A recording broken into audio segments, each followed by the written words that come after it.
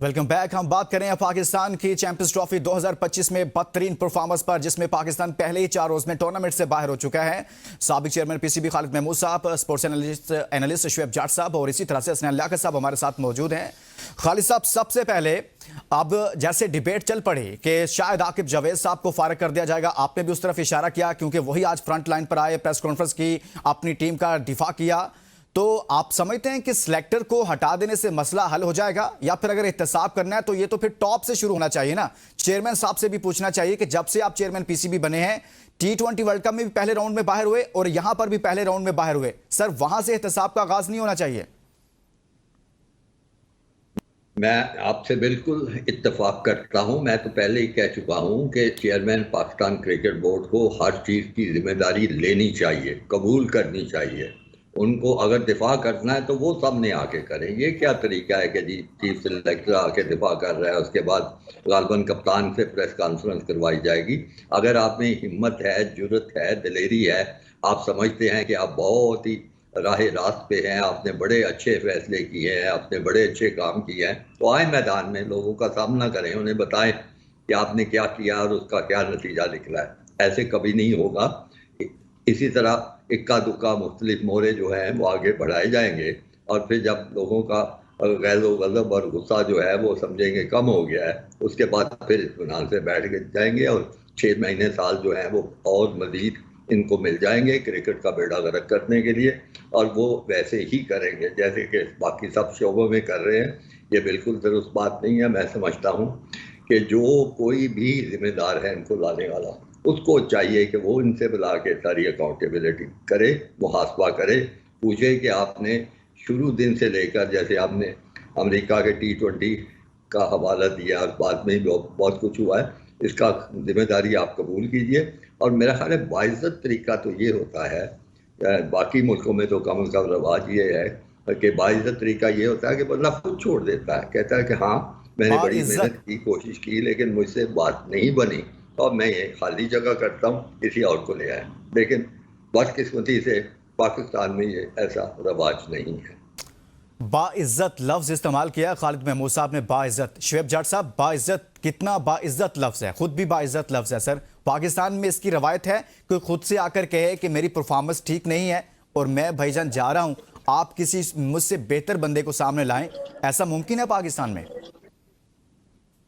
Sir ये आप कहाँ अहमको की जन्नत में रहते हैं जो आप ये बात कर रहे हैं? मैं उस्मान आपको ये लफ्ज कह रहा हूँ। जी जी जी। बात ये है कि आप अभी चेयरमैन की प्रेस कॉन्फ्रेंस रखवा लें, वो आपको बताएंगे कि उन्होंने दूध की नहरें निकाल दी, वो आपको बताएंगे कि उन्होंने केटू का पहाड़ सर कर लिया, वो आपको बताएंगे कि वो मरीख पे जाके पाकिस्तान का झंडा लगाकर आ गए, वो आपको बताएंगे कि उन्होंने वो काम कर दिया है जो पाकिस्तान की तारीख में किसी ने नहीं किया था।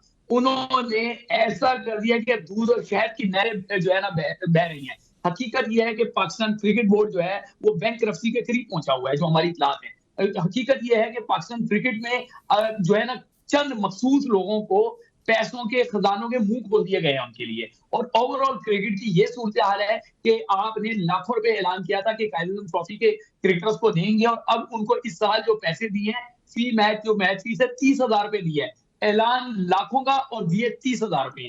ठीक है ना, ये आपकी क्रिकेट है। इसी तरीके से अगर आप जाके और चीजों को देखेंगे तो आपको पता चलेगा कि 3 अरब रुपए के करीब जो है ये कट लगा दिया है। उस कट का डायरेक्ट असर जो है वो इंफ्रास्ट्रक्चर पे होगा। बहरहाल ये किसी और प्रोग्राम में बात करेंगे। जी जी। पाकिस्तान टीम पे हम आ जाते हैं। पाकिस्तान टीम ऐसा लगता है ठेके पे दे दी गई है। मुझे आप बताएं, कोई मोहसिन नकवी से ये पूछेगा कि आपने किस तरह बाबर आजम को कप्तान दोबारा बनाया, मुलाकात की उसके साथ कमरे में, और उसको मुलाकात करके कप्तानी कैसे आपने सौंप दी?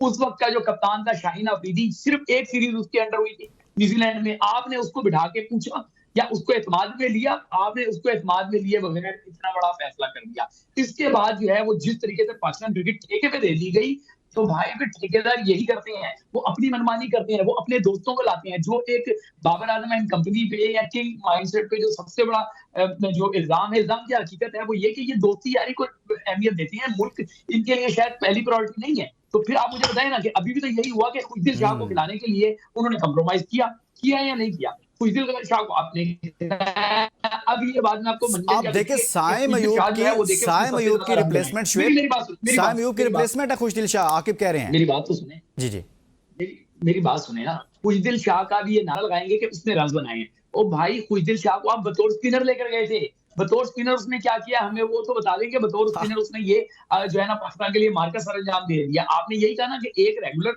स्पिनर जो इब्रार है और दो हमने उसके साथ सपोर्टिंग स्पिनर डाल दिए, एक सलमान अली आगा और एक खुशदिल शाह। दोनों ने क्या जो है पाकिस्तान के लिए कर लिया, मुझे ये बता दें। ये किन अहमकों की जन्नत में रहते हैं, ये लोगों को बेवकूफ समझते हैं। इनको ये नहीं पता कि ये अब जो जमाना है ये एआई का जमाना है। आप जो बोल रहे हैं लफ्जों के पीछे आप नहीं छुप सकते। अब अभी जो आपने पहले प्रोग्राम में एक खबर दी थी, मैं तो अभी उस पर काम कर रहा हूँ जी कि जी, तैयारा उठता है दुबई से और वो पहले लाहौर उतरता है, साहब बहादुर को लाहौर में उतार कर फिर वो यहाँ पे आता है। ये पाकिस्तान की नहीं, ये मजाक है। ये तो दारी अड्डे की बस भी नहीं करती कि एक पैसेंजर को उतारने के लिए या उसके चंद हवारियों को उतारने के लिए वो पहले एक स्टॉप पे जाए फिर वो अपनी मंजिल पे पहुंचे। यार आपने पाकिस्तान क्रिकेट टीम को क्या समझ रखा है? सर आपने खुद ही कह दिया ना, ठेके पे दिया हुआ है। मुल्क यहाँ पे, मैं वही तो कह रहा हूं, मुल्क यहाँ पे जो है वो बदतरीन सूरत हाल से गुजर रहा है। अमन ओमान की यहाँ पे लॉ एंड ऑर्डर की सिचुएशन है। आप जो है वो हर जगह, अगर टीम आयरलैंड जाती है तो आप आयरलैंड पहुंच जाती है, टीम अमेरिका जाती है आप अमेरिका पहुंच जाती है, टीम इंग्लैंड जाती है आप इंग्लैंड पहुंच जाते हैं। वो भाई इतना टीम के साथ घूमने का शौक है तो फिर इंटीरियर मिनिस्ट्री छोड़ दें आप, ठीक है ना। आप वहां पे भी कुछ नहीं कर पा रहे, यहाँ पे भी कुछ नहीं कर पा रहे, सिर्फ और सिर्फ पाकिस्तानी को लॉलीपॉप दे रहे हैं कि आपने जो कर दिया वो कोई नहीं कर सकता। बिल्कुल जी, आपने जो कर दिया वो कोई नहीं कर सकता। कि अमेरिका से पाकिस्तान कभी भी नहीं आता। पाकिस्तान की हिस्ट्री में मुझे बता दें कि कोई ऐसी कंट्री, एसोसिएट कंट्री जो आई हो और पाकिस्तान से हार गया। यार क्या बात कर दी है। वो तो अमेरिका को भी यकीन नहीं आ रहा था कि हमने पाकिस्तान को हरा दिया है, बिल्कुल ऐसे ठीक है है। ना। या तो फिर ये ज़हनी तौर पे गुलाम है कि अमेरिका से जीतना ही नहीं है तो टीम भी नहीं जीती। हसनैन, सबसे अहम चीज यह है कि पूरा पाकिस्तान ये कह रहा है कि 5 से 6 लोगों को ड्रॉप कर दिया जाए। ये बहुत आम सवाल है, लेकिन आज की जो प्रेस कॉन्फ्रेंस है ना उससे ये तासुर मिलता है। मैंने पहले भी आपसे ये जानने की कोशिश की, वो कह रहे हैं कि हमने तब्दील नहीं करना है, यानी कि आकिब जावेद अगर बरकरार रहे तो वो इस मूड में नजर नहीं आ रहे कि टीम में कुछ तब्दीलियां की जाएंगी, आपने इन्हीं के साथ खेलना है। सर ये कौम की आंखों में धूल नहीं झोंकी जाएगी, ये कौम को ये नहीं कहा जाएगा कि हम बहुत ताकतवर हैं, जो हमने करना है हम करेंगे, आप जो मर्जी सोचें और जो मर्जी प्लान करें। लुकमान साहब, मैं आपको एक और खबर देता चलूं। पहले ग्रे निकल्स का बल्ला चेंज हुआ, सीए के बल्ले पे आए बाबर आजम साहब, लेकिन उनकी किस्मत ठीक नहीं हुई। तो आप अटेंशन डाइवर्ट करने के लिए मार्केट में एक नई खबर फेंकी गई है कि बाबर आजम माशाल्लाह से शादी करने जा रहे हैं और नवंबर में उनकी शादी होगी। हमारी तरफ से मुबारकबाद हो। मेरा ख्याल है कि इस खबर के बाद चीजें डाइवर्ट नहीं होनी चाहिए, अल्लाह करे इसके बाद उनकी फॉर्म भी आनी चाहिए। देखिए जी, 4-5 लोग हैं जिनकी छुट्टी होनी चाहिए। ऊपर से आप सिलेक्टर साहब को तो छुट्टी आपने देनी है क्योंकि उनका नया रोल है, वो एनसीए में जाएंगे। लेकिन सबसे पहले बाबर आजम, आपको उनको डोमेस्टिक में भेजना है और उनको कहना है जी कि आप डोमेस्टिक में जाइए, गलतियां जो अपनी हैं वो दुरुस्त कीजिए, वापस आइए। उसके बाद मोहम्मद रिजवान, फिर शाहीन शाह अफरीदी, ये 3 तो हो गए।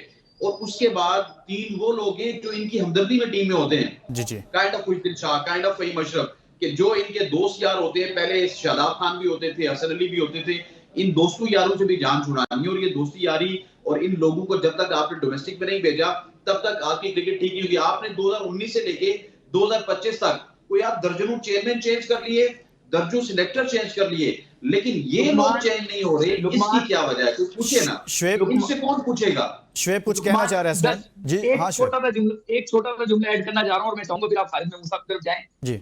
सुसर जो है वो पाकिस्तान क्रिकेट के हेड कोच बनने के इस टाइम मजबूत तरीन उम्मीदवारों में शामिल हो गए। दौरे न्यूजीलैंड के लिए जो पाकिस्तान का हेड कोच जाना है उसमें सुसर जी जो हैं वो मजबूत तरीन उम्मीदवार हो गए।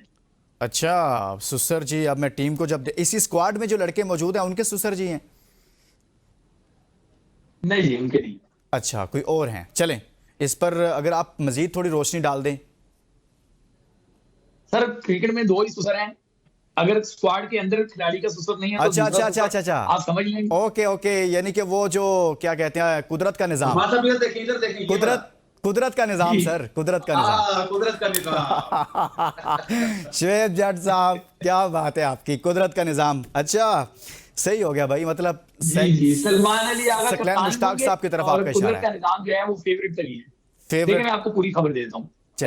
सलमान अली आगा जो पाकिस्तान टीम के नायब कप्तान है, वो फेवरेट तरीन है इस टाइम कप्तान बनने के लिए दौरे न्यूजीलैंड में, और उनके साथ जो है वो कोच बनने के लिए सकलैन मुश्ताक फेवरेट तरीन है। Till I am talking to you, इस टाइम जो फैसले हुए हैं अभी तक हैं, लेकिन आए दिन हमारे यहाँ चीजें बदलती रहती हैं।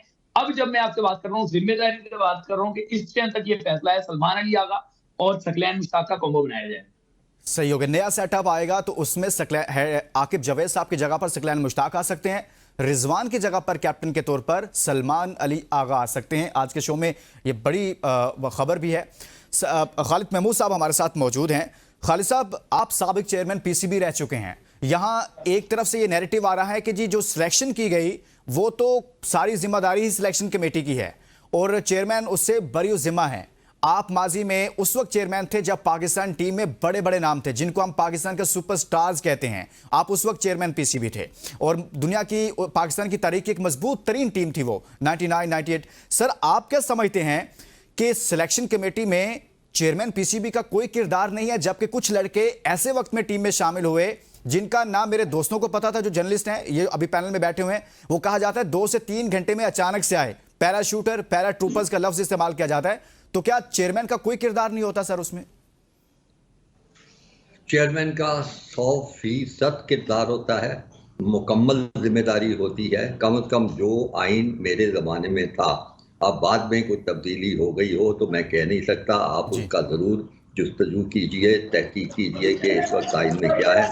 मैं अपने के आइन की बात कर रहा हूँ कि सिलेक्शन कमेटी का रोल होता था, वो टीम चुनती थी, रिकमेंड करती थी, उसकी फाइनल अप्रूवल जो थी, आखिरी मंजूरी जो थी, वो पीसीबी का जो एग्जीक्यूटिव कमेटी या बोर्ड था वो मंजूरी देती थी। और अगर वो एग्जीक्यूटिव कमेटी की मुलाकात की मीटिंग उस वक्त मुमकिन ना हो, वक्त ना हो, तो फिर चेयरमैन एग्जीक्यूटिव कमेटी के नुमाइंदे के तौर पर उसकी मंजूरी देता था। मतलब आखिरी मंजूरी जो थी वो चेयरमैन पाकिस्तान क्रिकेट बोर्ड की होती थी। एक एक खिलाड़ी पे बहस होती थी, गुफ्तगू होती थी, चीफ सिलेक्टर को बुला के पूछा जाता था कि तुम किस बुनियाद पे इसको सिलेक्ट कर रहे हो और किस बुनियाद पे किसी को तुमने छोड़ा हुआ था। बड़ी जोरदार किस्म की बहस होती थी। लेकिन ये सब बहस करने के लिए ज़रूरी होता है कि चेयरमैन क्रिकेट बोर्ड को नॉलेज हो, उसको मालूम हो कि कौन सा खिलाड़ी किस शोबे में बेहतर परफॉर्म कर रहा है, कौन सा खिलाड़ी जो है वो मामूली सी खेलने के बाद टीम में सिफारशी आ रहा है। तो ये सारी सिफारशी जो थे उन पे गुफ्तगू होती थी और टीम बदली जाती थी। सिलेक्टर को मानना पड़ता था कि हाँ जी, इसकी बजाय ये हो जाए तो बेहतर है। ये बात बिल्कुल गलत है कि नई जिम्मेदारी मौजूदा आइन जो है उसको देखा जाना चाहिए। अगर खुदा न खास्ता उसमें से वो क्लासेस, वो प्रोविजंस निकाल दी गई हैं तो ये भी बहुत ही बदकिस्मती है, बहुत बड़ा अलमिया है। इसको सबसे पहले तो इसको दुरुस्त होना चाहिए। खालिद साहब, इसी चीज को मैं बात करना चाहता हूँ इसी पर। सर शुएब, 1 सेकंड सिर्फ मुझे दे दें, मैं आप जो कहना चाह रहे हैं मैं आपको सुनूंगा।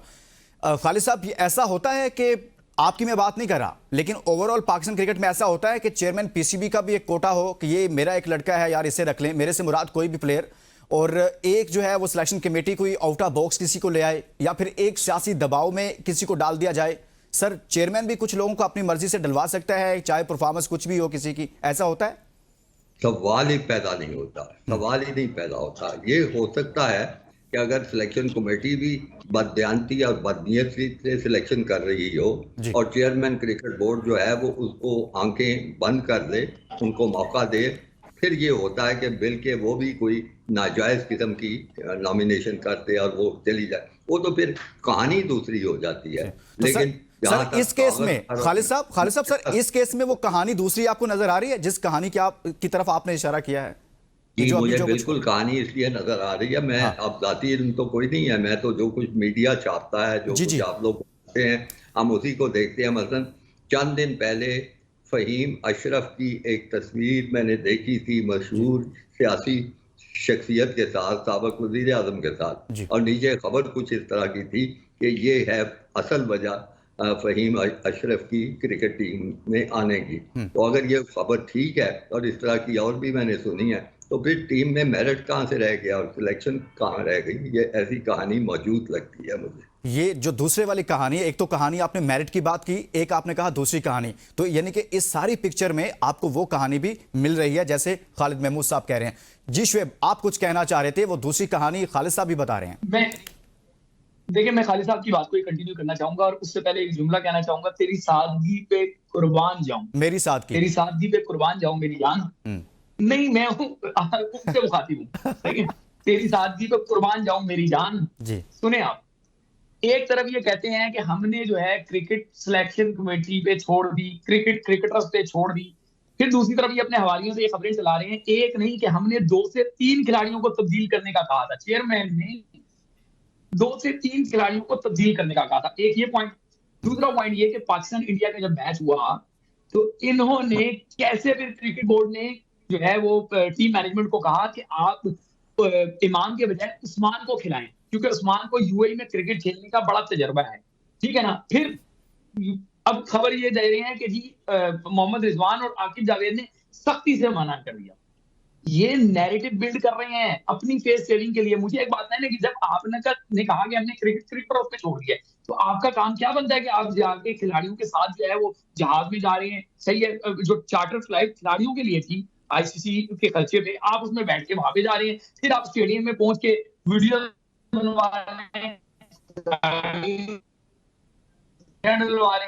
ठीक है। आपने को कहा था 2 से 3 लड़के तब्दील कर दो, ठीक है। हमने कहा था कि जी इमाम की जगह आप उस्मान को खिला दो।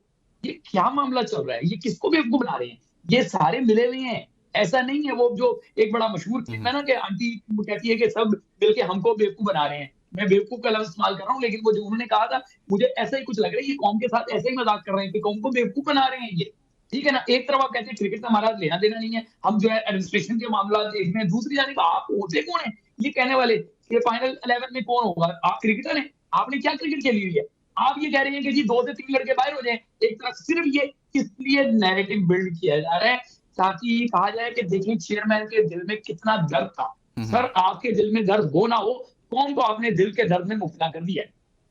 सही हो गया। हसनैन, एक और चीज उन्होंने कही कि सुफियान मुकीम और इरफान न्याजी को कम तजुर्बे की वजह से निकाला गया। सर, मुझे यह बात समझ में नहीं आई कि आप ऑस्ट्रेलिया और साउथ अफ्रीका में इन नए लड़कों को फिर लेकर क्यों गए थे, जब आपने लेकर जाने से पहले यह कहा कि हम चैंपियंस ट्रॉफी की तैयारी कर रहे हैं, और उस चैंपियंस ट्रॉफी में जिन लड़कों ने परफॉर्म किया उनको आपने आउट कर दिया, जो 3 साल से टीम का हिस्सा नहीं थे उनको आप वापस डायरेक्ट आपने चैंपियंस ट्रॉफी में लैंड करवा दिया। सर, ये क्या बताना चाह रहे थे आकिब जावेद साहब? मान साहब को जो तजुर्बाकार ले गए थे उनका रिजल्ट आपको पता चल गया ना। आप 4 दिन में चैंपियंस ट्रॉफी से बाहर हो गए। तैयब ताहिर के पास कौन सा तजुर्बा था, मुझे को बता दें। सऊद शकील के पास ओडीआई खेलने का कौन सा तजुर्बा था, ये को मुझे बता दें। उसके बाद आमिर जमाल के पास तो काफी ज्यादा तजुर्बा नहीं था कि वो ऑस्ट्रेलिया में भी खेल के आए थे। सुफियान मुकीम की आप बात करते हैं तजुर्बे की वजह से बाहर किया था। इरफान खान न्याजी की बात करते हैं तजुर्बे की वजह से बाहर किया था।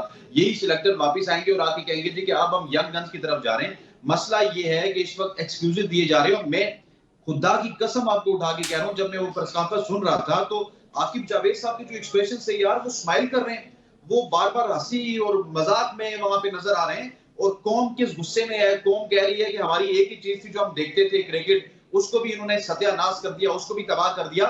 जिस तरह मुल्तान में बात होती थी कि आकिब बाल की बात होती थी, जो जीत गया हूं तो मेरी वजह से जीते, अभी आके कहें मैंने गलती की है, मैं जो है इस्तीफा दूंगा। आप इस्तीफा देने के बजाय आप अपनी नजरें जमाए बैठे हैं कि एनसीए में जाके आप वहां पे आपके लिए कुर्सी लगी हुई है, वहां पे आप एनसीए को ऐड करेंगे। यार खुदा का वास्ता कौम को चूना तो ना लगाएं, कम से कम जो नदामत है, शर्मिंदगी है, उसका भी इजहार करें यार कि आप शर्मिंदा हैं, आप कौम से माफी तो मांगे। लेकिन अनफॉर्चुनेटली कौम को माफी मांगने के बजाय वो ये कह रहे हैं कि नहीं, इंडिया से तो हम पहले भी आते थे, इस दफा हार के, तो कौन सी नई बात है। खालिद महमूद साहब, अगर आप चेयरमैन पीसीबी होते, ये जो 5 से 6 लड़के हैं जो मुसलसल 6 से 7 सालों से मुसलसल खेल रहे हैं, बगैर किसी ब्रेक के खेल रहे हैं, और इनकी मौजूदगी में पाकिस्तान कोई आईसीसी का टूर्नामेंट नहीं जीत पा रहा बल्कि पहले राउंड से बाहर होता है, अगर आप चेयरमैन पीसीबी होते तो सर क्या अभी भी आप इनको मौका देते, या आप समझते कि नहीं बस इनफ इज इनफ, बहुत हो गया? नहीं, मौका बहुत दिया जा चुका है। मैं आपसे इत्तेफाक करता हूं, कोई भी ऐसा सरबराह जिसने देखा हो इनको खेलते हुए, इनकी सारी कारकर्दगी का ठंडे दिल से बगौर जायजा ले, मशावरत भी कर सकता है। वो बाकी अपने माहिरीन से भी मशवरा कर सकता है कि अब इनमें कोई दमखम नहीं है, इस काबिल नहीं है, तो इस बुनियाद पे यकीनन इनको निकाल देना चाहिए। तो मेरा पहला जो रद्द अमल यही होगा कि जो बंदे, जो खिलाड़ी टीम के लिए परफॉर्म नहीं कर पाए और मतवातर उसकी शिकस्तों का बायस बन रहे हैं, उनको निकाल देना चाहिए। अब किसको करें, 1, 2, 3, 4, 5, 6, ये भारत गौर तलब मामला होगा, तो इसके मुताबिक होना चाहिए, लेकिन बड़ी वाज़े फैसला करने की ज़रूरत है। बड़ा वाज़े फैसला करने की ज़रूरत है। सर, आपको लगता है कि पाकिस्तान क्रिकेट को अगर बेहतर करना है, अगर इसको बेहतर करना है, आपके सामने चेयरमैन पीसीबी हैं, आपके सामने सिलेक्शन कमेटी मौजूद है, आपके सामने ये स्क्वाड मौजूद है, इसमें ऐसा क्या होना चाहिए फौरी तौर पर जिससे पाकिस्तान क्रिकेट अपनी बेहतरी की तरफ चल पड़ेगी? खालिद साहब जी, अगर आप मुझसे पूछते हैं, फर्ज कीजिए मैं इस अदारे का सरपरस्त होता, मतलब जो इसमें नॉमिनेशन करता है, बंदे करता है, तो मैं तो मुकम्मल उखाड़ पछाड़ का कायल हूँ। मैं समझता हूँ कि बड़े अरसे से पाकिस्तान क्रिकेट बोर्ड में बहुत ज़्यादा खराबियाँ पाई जाती हैं। इसमें ओवर स्टाफिंग है, कई सालों से, 20 सालों से लोग बैठे हुए हैं, तनख्वाहें बहुत ज़्यादा ले रहे हैं, तो कोई किसी का जिम्मेदार नहीं है, हर कोई अपनी अपनी नौकरी बचा के बैठा हुआ है। मैं तो फिर ये भी देखता कि ये जो क्रिकेट बोर्ड पे स्टेडियम से ये जो बिलियन ऑफ रुपए, अरबों रुपए लगे हैं, उनका ऑडिट होना चाहिए, वो देखा जाए कैसे लगे हैं। क्रिकेट बोर्ड की मैनेजमेंट के बारे में देखता, क्रिकेट का जो इब्तदाई ढांचा है ग्रासरूट लेवल पे, उसका जायज़ा लेता कि उसकी कैफियत क्या है। मेरी इत्तला के मुताबिक बिल्कुल बेड़ा गर्क हो चुका है, ग्राउंडें ख़त्म हो चुकी हैं, पुराने क्लब जो हैं वो भी, उनको कहीं खेलने की जगह नहीं मिल रही है, और तमाम शहरों में ये हालत है। फिर उसके बाद डोमेस्टिक क्रिकेट का देखा जाता। अब ये तो नहीं होता कि 4-5 खिलाड़ी बदलते क्रिकेट बिल्कुल एकदम बदल जाएगी। मेरा ख्याल है ये आवा बिगड़ा हुआ है, और इसमें हर जगह पे तब्दीली की ज़रूरत है, हर जगह पे बेहतरी लाने की ज़रूरत है, लेकिन वो मैं इसका कोई चांस नहीं देखता। आप कह रहे हैं ये सारा कुछ होना चाहिए, लेकिन आप उसी लम्हे ये भी कह रहे हैं कि ऐसा मुझे नजर भी नहीं आ रहा। शुएब, खालिद साहब ने एक बात की है कि ये जो स्टेडियम्स हमने बनाए हैं, बड़ा क्रेडिट भी लिया जा रहा है, और हम लोग खुद भी कहते रहे हाँ जी बड़ा अच्छा काम कर दिया। सर, वो कह रहे हैं कि इसका भी ऑडिट होना चाहिए बहुत ज्यादा, और बाकी भी क्रिकेट का जो इंफ्रास्ट्रक्चर है वो तबाह हो चुका है। सर, ऑडिट होना चाहिए, होगा, कोई करेगा? मैंने बोला था, याद है ना आपको? लुकमान, मसला यही है ना जी। लुकमान, मसला यही है कि करेगा कौन। मामला ये है कि जहां से सपोर्ट ली हुई है, करेगा कौन। सिर्फ इस इंफ्रास्ट्रक्चर की बात नहीं है, वो जो कज़ाफी स्टेडियम के बराबर में एक बिल्डिंग खरीदी गई है, वो भी जब कभी अगर मेरिट पे इनकी तमाम चीजों की तहकीकात होंगी तो बहुत सारी चीजें गले का फंदा बनेगी, लेकिन करेगा कौन, प्रॉब्लम ये है। और अभी हसनैन जो बात कर रहे थे आकिब जावेद की, मैं तो हैरान हूँ अपने साथी भाइयों पे भी। किसी ने ये नहीं कहा कि आप ना तजर्बेकारी का रोना रो रहे हैं, वो जो तजर्बेकार आपने बिठा रखे हैं, ठीक है ना, किंग एंड कंपनी तो बड़े तजर्बेकार है ना, एक नहीं 2000 कब से वो वर्ल्ड कप खेलते हुए आ रहे हैं, 2017 से वो इवेंट्स खेलते हुए आ रहे हैं। आज 17 से हम खड़े हैं, ठीक है ना, 17 से 25 जो है 8 साल में उनका तजर्बा क्या कर गया। चले ना तजर्बेकारी की तो आप कुछ दे रहे हैं, उसको तो फेस सेविंग के लिए इस्तेमाल कर रहे हैं कि हमारी टीम ना तजर्बेकार है, भारत में 1400 मैचेस का तजर्बा है और हमारे पास 400 मैचेस का तजर्बा है, ये मिसाल आप दे रहे हैं। तो भाईजान जो आपके तजर्बाकार थे उन्होंने क्या किया? इनको तो उन्होंने ही डबोया। बाबर आजम ने टीम को डबोया, मोहम्मद रिजवान ने स्लो खेल के टीम को डबोया, आपके जो है ना हारिस रऊफ ने टीम को डबोया, आपके नसीम शाह ने टीम को डबोया। क्या बात कर रहे हैं आप? ये चूजों पे बातें डाल रहे हैं, ठीक है ना। मैं वही कहता हूँ ना, कुर्बानी के बकरे तलाश कर लेते हैं, हर किसी ने कुर्बानी का एक बकरा तलाश किया हुआ है। चेयरमैन क्रिकेट बोर्ड ने कुर्बानी का बकरा तलाश कर दिया, सिलेक्शन कमेटी या टीम मैनेजमेंट ने कुर्बानी का बकरा तलाश कर दिया, तो ये ताहिर एंड कंपनी, यार इन बच्चों का क्या काम है? सही हो गया। जो सीनियर है उनसे तो पूछा उन्होंने क्या किया, उन्होंने क्या किया। बिल्कुल, आपने बड़ा जबरदस्त पॉइंट उठाया है हसनैन। अगर ऑडिट होता है स्टेडियम्स का और इस तरह की चीजों का, तो कुछ सामने आएगा आपके कि ये तो बड़ा गलत हुआ है, बड़े ब्लंडर हुए हैं? शॉर्ट कमेंट कीजिएगा सर। बड़ी चीजें सामने आएंगी, आप चौंक जाएंगे। टेंडरिंग कहां से हुई, किसने पास किया, कहां पे कौन से बिल्डर आए, कॉन्ट्रैक्टर कौन से हुए, 4 महीने में क्या क्या चीजें एक्स्ट्रा लगी हैं। और अभी एक और बात आपको बता दूं, अभी 4 महीने बाद जो वियर एंड टियर होगी ना कज़ाफी स्टेडियम में और नेशनल स्टेडियम कराची में, वो आप देखिएगा। अभी तो जल्दी जल्दी में बनाया ना, उसके बाद क्या आपने उसके मेयार को, उसकी क्वांटिटी को, उसकी क्यूसी को आपने जो है वो मद्देनजर रखा। वो देखेंगे तो बहुत सारी उसके चीजें ऊपर सामने आ सकती हैं। बहुत बहुत भी शुक्रिया हसनैन लियाकत, बहुत शुक्रिया शुएब जट, बहुत बहुत शुक्रिया साबिक चेयरमैन पीसीबी शुएब जट, साबिक चेयरमैन पीसीबी खालिद महमूद साहब हमारे साथ मौजूद रहे। हमने बात की है चैंपियंस ट्रॉफी में पाकिस्तान की परफॉर्मेंस पर, बदतरीन परफॉर्मेंस पर। इसके साथ ही इजाज़त दीजिए और अपना बहुत सारा ख्याल रखिए। अल्लाह हाफिज।